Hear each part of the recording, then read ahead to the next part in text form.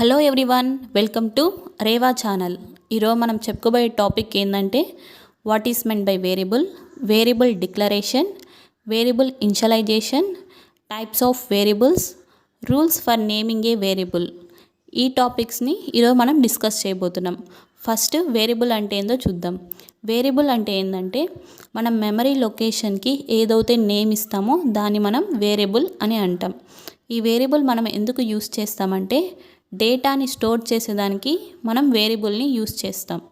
ఈ వేరియబుల్లో ఉన్న వాల్యూస్ అనేవి డేటా అనేది చేంజ్ అవుతూ ఉంటుంది. Next variable declaration. Variable declaration అంటే ఏంటంటే మనము మెమరీ లొకేషన్కి ఏదైతే నేమ్ని డిక్లేర్ చేస్తామో దాన్ని మనం వేరియబుల్ డిక్లరేషన్ అని అంటాం. ఈ వేరియబుల్ డిక్లరేషన్కి సింటాక్స్ ఏంటంటే data type space variable name followed by semicolon.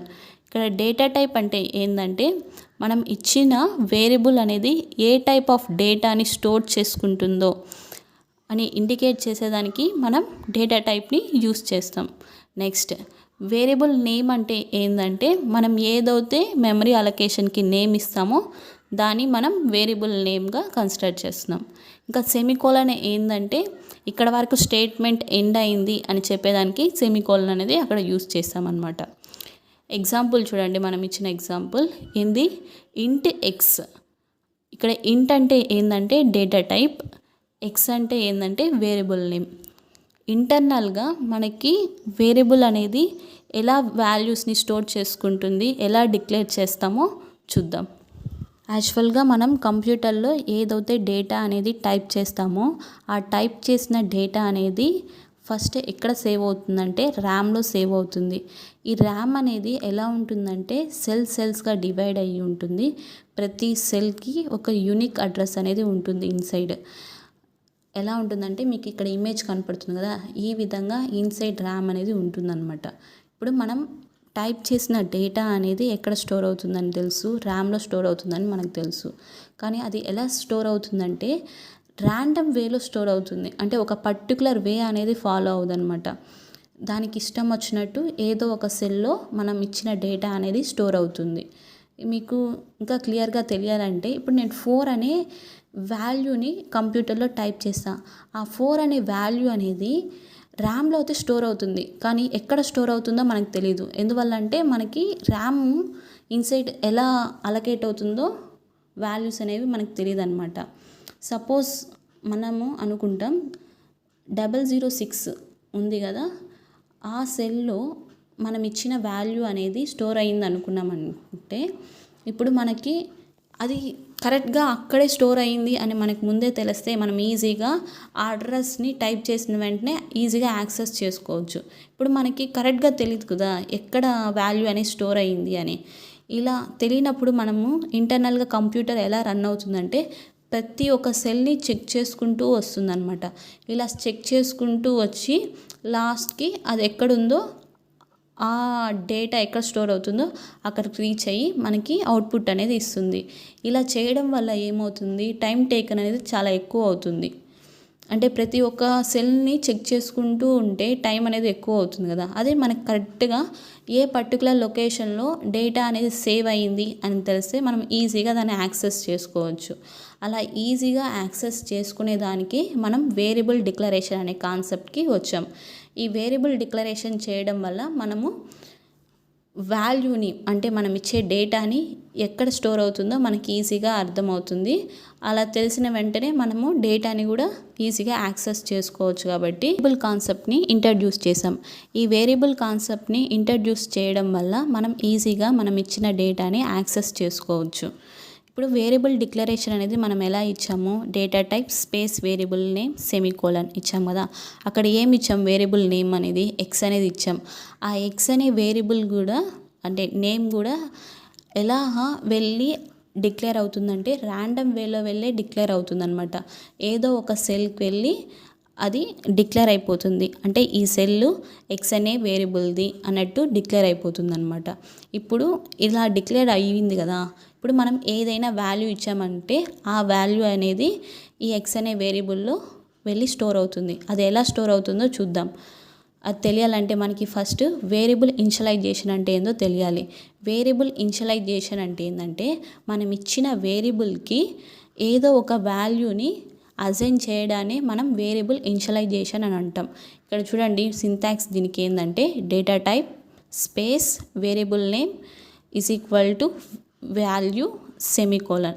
ఇక్కడ డేటా టైప్ అంటే ఆల్రెడీ చెప్పా, మనం ఇచ్చిన డేటా అనేది ఏ టైపో స్పెసిఫై చేసేదే ఇక్కడ డేటా టైప్ అనమాట. ఇంకా వేరియబుల్ నేమ్ అంటే మనం ఏదైతే మెమరీ అలొకేషన్కి ఇస్తామో దాన్ని మనం వేరియబుల్ నేమ్ అని అంటాం. ఇంకా ఈజ్ ఈక్వల్ టు ఏంటంటే అసైన్మెంట్, దానికి ఇస్తున్నాను అని చెప్పేదానికి.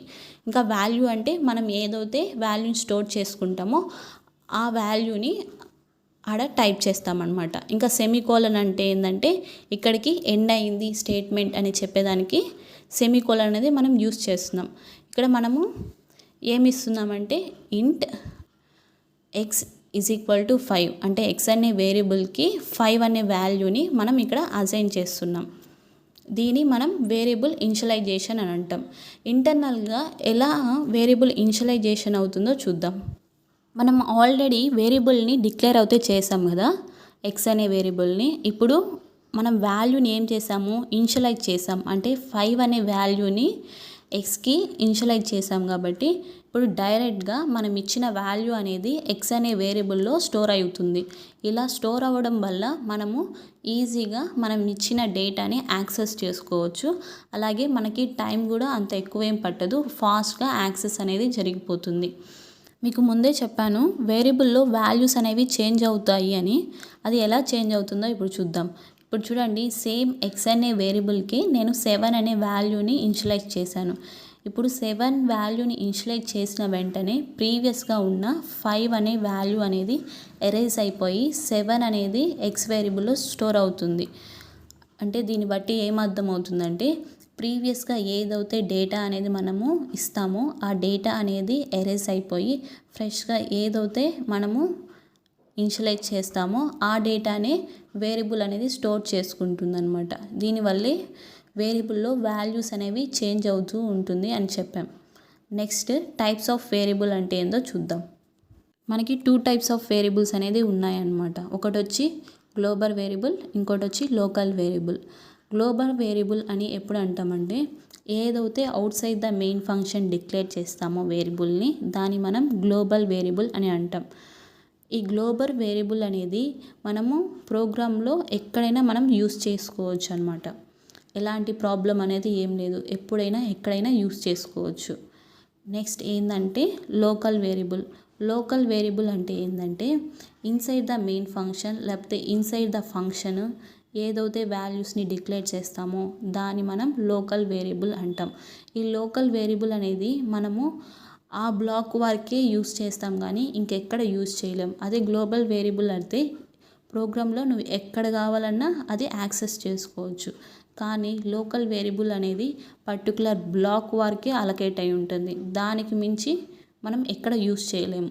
ఈ లోకల్ వేరియబుల్ గ్లోబల్ వేరియబుల్ని ఎలా డిక్లేర్ చేయాలో ఎగ్జాంపుల్ చూద్దాం. ఇక్కడ చూడండి, ఇంట్ వాల్యూ ఈజ్ ఈక్వల్ టు 20 అంటే ఇక్కడ ఇంట్ అంటే ఏంటంటే డేటా టైప్, ఎక్స్ అంటే ఏంటంటే వేరియబుల్ నేమ్. ఆ వేరియబుల్కి ఏమి ఇస్తాము, 20 అనే వాల్యూని ఇనిషియలైజ్ చేసామన్నమాట. ఇది ఎక్కడుంది, టాప్లో ఉంది, అది కూడా ఫంక్షన్కి అవుట్ సైడ్ ఉంది కాబట్టి దీన్ని మనం గ్లోబల్ వేరియబుల్ అని అంటాం. నెక్స్ట్ చూడండి, వాయిడ్ ఫంక్షన్ అనేది ఓపెన్ అయింది. ఈ ఫంక్షన్లో మళ్ళీ ఏం రాశారంటే వేరియబుల్ ఇనిషియలైజేషన్ అనేది చేశారు. ఇంట్ ఎక్స్ ఈజ్ ఈక్వల్ టు 10. ఇంట్ అంటే డేటా టైప్, ఎక్స్ అంటే వేరియబుల్ నేము, దానికి 10 అనే వాల్యూని ఇనిషియలైజ్ చేసాం. ఇది ఫంక్షన్ లోపల ఉంది కాబట్టి దీన్ని లోకల్ వేరియబుల్ అని అంటాం. ఈ లోకల్ వేరియబుల్ అనేది ఓన్లీ ఈ ఫంక్షన్ వరకే వర్క్ అవుతుంది, ఇంకెక్కడ మనం దీన్ని యాక్సెస్ చేయలేము. అదే గ్లోబల్ వాల్యూని అయితే త్రూ అవుట్ ద ప్రోగ్రామ్ ఎక్కడైనా యూస్ చేయొచ్చు. Next rules for naming a variable అంటే వేరియబుల్ నేమ్ ఇచ్చేదానికి మనము కొన్ని రూల్స్ అనేది ఫాలో అవ్వాలి. ఆ రూల్స్ ఏందో మనం ఇప్పుడు చూద్దాం. ఫస్ట్ రూల్ ఏంటంటే వేరియబుల్ నేమ్ అనేది ఎలా ఉండాలంటే డిజిట్స్, నెంబర్స్, అండర్స్కోర్ వీరి మూడింటిని యూస్ చేసే వేరియబుల్ నేమ్ అనేది మనం రాయాలన్నమాట. ఈ లెటర్స్లో కూడా మనము బోత్ అప్పర్ కేస్ లెటర్ని లోయర్ కేస్ లెటర్ని రెండింటిని యూస్ చేసి మనము వేరియబుల్ నేమ్ అనేది మెన్షన్ చేయొచ్చు. నెక్స్ట్ రూల్ ఏంటంటే మనకి స్టార్టింగ్ లెటర్ అనేది వేరియబుల్ నేమ్లో ఖచ్చితంగా లెటర్స్ అన్నా ఉండాలి, లేకపోతే అండర్స్కోర్ అన్నా ఉండాలి. ఈ రెండిట్లో ఏదైనా ఫస్ట్ ఉంటేనే అది వేరియబుల్ నేమ్గా కన్సిడర్ అవుతుంది, లేకపోతే మనకి ఎర్రర్ అనేది చూపిస్తుంది అనమాట.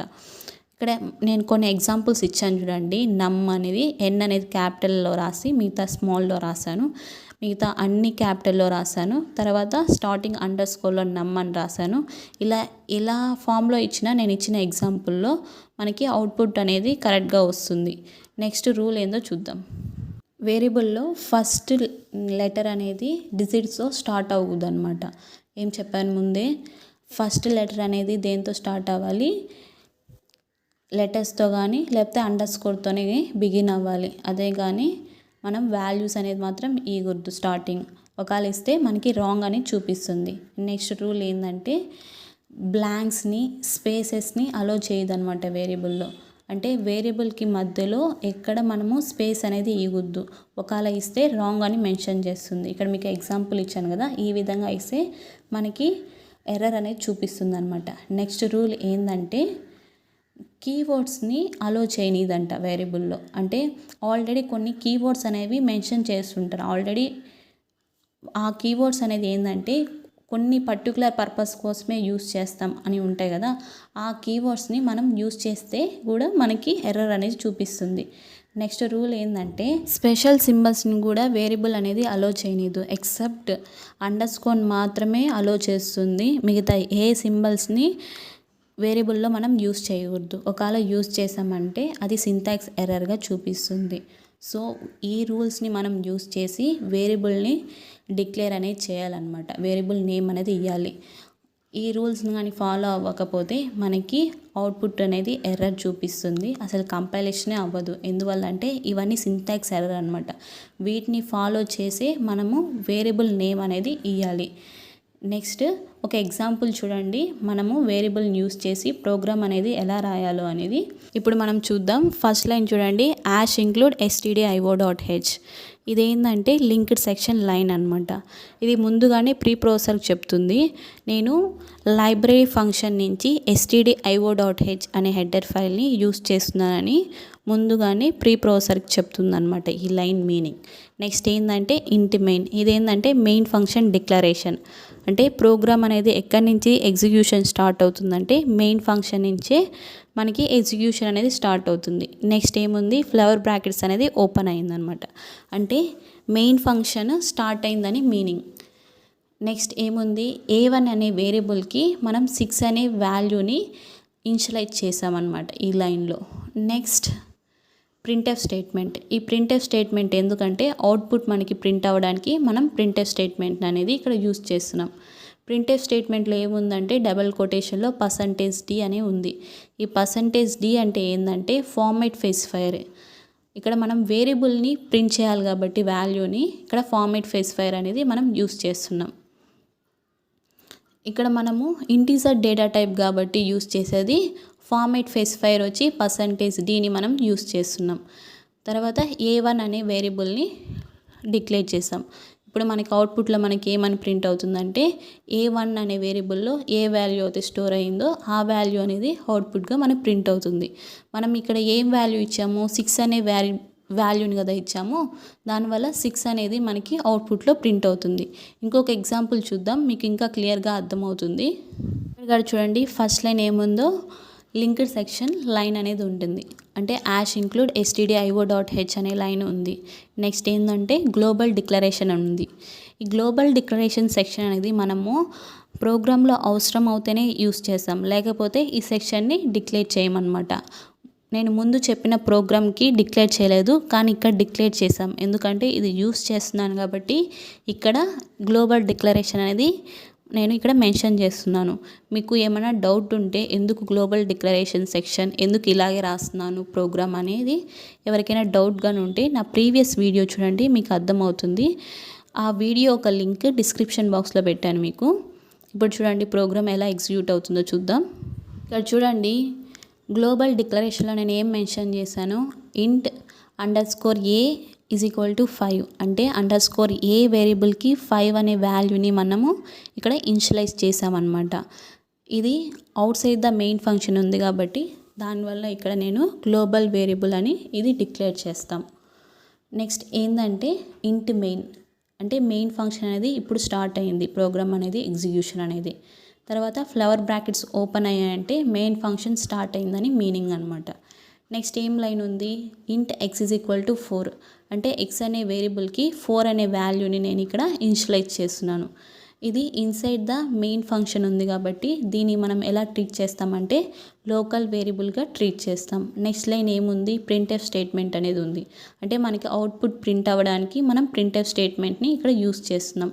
ఈ ప్రింట్ఎఫ్ స్టేట్మెంట్లో ఏముందంటే పర్సంటేజ్ డి అక్కడ డబల్ కొటేషన్స్ అని క్లోజ్ అయిపోయి కామా ఏముంది అండర్స్కోర్ ఏ అనే వేరియబుల్ కామా ఎక్స్ అనే వేరియబుల్ అని ఉంది. దీన్ని బట్టి మనకి అవుట్పుట్ ఏమొస్తుంది, ఎక్స్ అనే వేరియబుల్లో ఏ వాల్యూ ఉందో అలాగే అండర్స్కోర్ ఏ అనే వేరియబుల్లో ఏ వాల్యూ అయితే స్టోర్ చేసామో ఆ వాల్యూస్ అనేవి అవుట్పుట్లో మనకి ప్రింట్ అవుతాయి. ఇక్కడ మనం ప్రింట్ఎఫ్ స్టేట్మెంట్లో ఏం యూస్ చేసామో అండర్స్కోర్ ఏ అనే వేరియబుల్ని ఎక్స్ అనే వేరియబుల్ని రెండింటిని తీసుకున్నాం కాబట్టి ఆ రెండు ఒక వాల్యూస్ అనేది అవుట్పుట్లో మనకి ప్రింట్ అవుతుందన్నమాట. ఇది ఇంటర్నల్గా ఎలా స్టోర్ అవుతుందో ఈ వాల్యూస్ అనేది ర్యామ్లో ఒకసారి చూద్దాము. మీకు తెలుసు కదా, ర్యామ్ అనే దాంట్లో సెల్స్ ఇండివిజువల్గా ఉంటుంది సెపరేట్గా. మనము ఏదైనా ఒక వేరియబుల్ ఇస్తేనే ఆ వేరియబుల్ అనేది ర్యాండమ్గా ఏదో ఒక సెల్కి వెళ్ళి డిక్లేర్ అయి ఉంటుంది. ఇక్కడ మనము అండర్స్కోర్ ఏ అనే వేరియబుల్ని తీసుకున్నాం, ఆ వేరియబుల్ అనేది ఏదో ఒక సెల్కి వెళ్ళి డిక్లేర్ అయి ఉంటుంది. ఇప్పుడు మనము 5 అనే వాల్యూని అండర్స్కోర్ ఏ అనే వేరియబుల్కి ఇనిషియలైజ్ చేసిన వెంటనే ఆ 5 అనే వాల్యూ అనేది ఆ వేరియబుల్లో స్టోర్ అవుతుంది. సేమ్ అలాగే ఇంకోటి మనం ఏం డిక్లేర్ చేసాము, ఎక్స్ అనే వేరియబుల్ని డిక్లేర్ చేసాం కదా, ఆ వేరియబుల్కి మనం ఏం ఇనిషియలైజ్ చేసాం, 4 అనే వాల్యూని ఇనిషియలైజ్ చేసాం. సేమ్ యాజ్ ఇట్ ఈజ్ ఆ 4 అనే వాల్యూ వచ్చి ఎక్స్ అనే వేరియబుల్లో వెళ్ళి స్టోర్ అవుతుంది. ఈ విధంగా మనకి వేరియబుల్ అనేది ర్యామ్లో స్టోర్ అవి ఉంటాయి అన్నమాట. ఈ విధంగా మనం ఇచ్చిన వేరియబుల్స్ అనేవి ఇంటర్నల్గా ర్యామ్లో స్టోర్ అవుతుందన్నమాట. ఇప్పుడు మీకు ఒక క్లారిటీ వచ్చింది అనుకుంటున్నాను వేరియబుల్ కాన్సెప్ట్ మీద. ఇలాంటి మరిన్ని వీడియోస్ కోసం మీరు మా ఛానల్ని లైక్ చేయండి, షేర్ చేయండి అండ్ సబ్స్క్రైబ్ చేయండి.